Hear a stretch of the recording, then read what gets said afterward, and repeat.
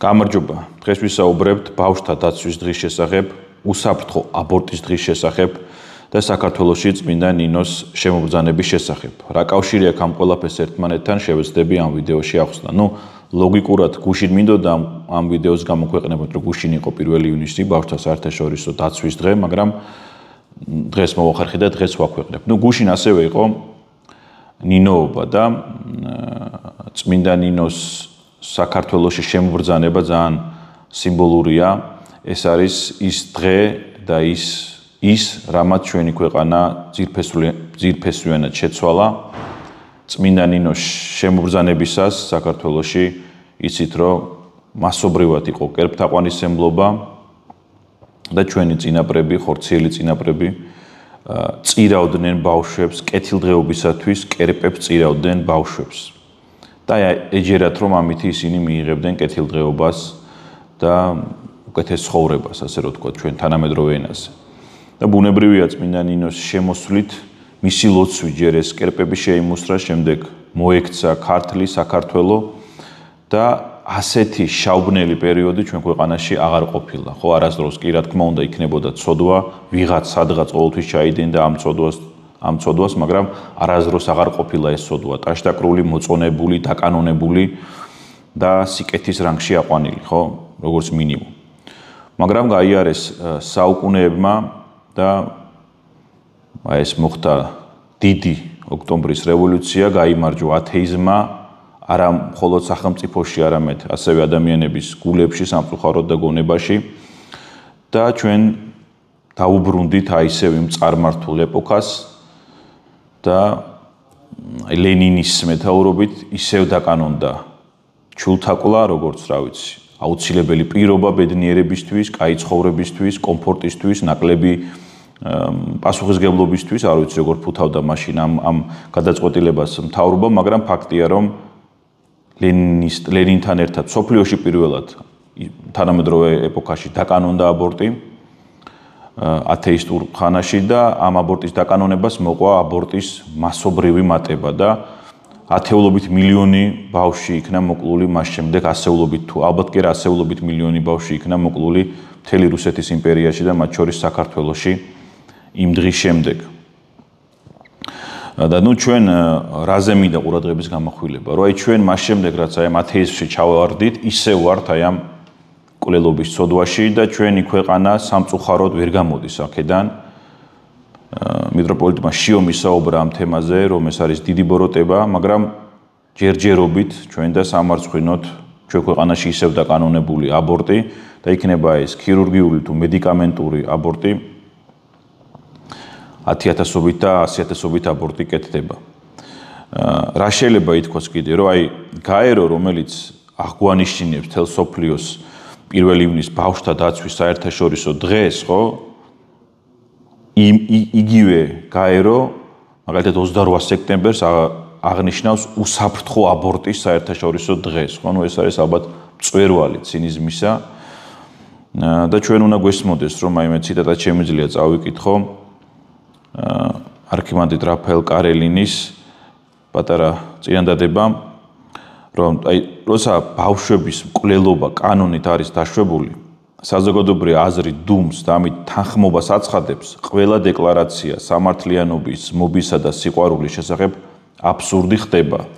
და ზუსტად აი ამ სიტყვებზე ხო გამახსენდა ეს აბსურდულობა, რომ აღნიშნავთ ბავშვთა დაცვის საერთაშორისო დღეს და პარალელურად ზეიმობ და აღნიშნავთ უსაფრთხო აბორტის საერთაშორისო დღეს, ხო? ეს არის ყველანაირად ცინიკური ფრაზები, უსაფრთხო აბორტი, ჯერ ესეთი აბორტი არის მკვლელობა, უსაფრთხო მკვლელობა რას ნიშნავს? მეორე, აი თუნდაც ცივსისხლიანად შევხედოთ, ხო არ არსებობს უსაფრთხო აბორტი. აბორტი დედისთვისაც ყოველთვის რისკია, ყველაფერს რო თავი დავანებოთ და თუ ვინმე ქალზე ზრუნავს, მან უნდა იზრუნოს იმის, რომ ქალს კონდეს უფლება და კონდეს შესაძლებლობა დაიცვას ჯანმრთელობა, კონდეს შესაძლებლობა იყოს დედა, ხო, რა ვიცი, თუ ვინმე ზრუნავს ქალებზე, უნდა ვიზრუნოთ იმაზე, რომ მშობიარობა იყოს მართლა უფასო, მართლა ვეხმარებოდეთ, მარტო ხელა დედა იქნება თუ შეჭირებული, რომ ეს ტვირთი ადვილად ზიდოს, მაგრამ უსაფრთხოებაზე ვლაპარაკობდეთ და ქალს ვართმევდეთ ყველაზე დიდ ბედნიერებას, რომ გააჩინოს შვილი და ამას ვაკანონებდეთ და რაღაცა ჰუმანიზმში და სიკეთეში ვახოდეთ, ეს არის ჩვენი დროის ტრაგიზმი და ჩვენი დროის რაღაცა ანომალია. თან ეს არ არის ხო წარმართული ერთი შეხედვით არ ვართ წარმართული ქვეყანა თითქოს წარმართული მსოფლიო ვართ მოქცეული ქრისტიანობის ნათელმიღებული, მაგრამ აი ათეისტურმა ეპოქამ, ათეისტურმა იდეოლოგიამ, რომელიც არა მხოლოდ აღმოსავლეთ ევროპაში, საბჭოთა კავშირში და საქართველოში, არამედ მთელ მსოფლიოში მოიკიდა ფეხი, დღეს აი ეს რეალობა გვაქვს და ჩვენ ღვთისშეწევნით უნდა გამოვიდეთ აქედან, იყო მოწოდება ეკლესიისგან უამრავჯერ, კიდევ ერთხელ იყო 17 მაისს და თუ ჩვენ ზრუნავთ ოჯახებზე, აუცილებლად საქართველოში უნდა დავასრულოთ ეს ბოროტება და დავასრულოთ შვილების მკვლელობა.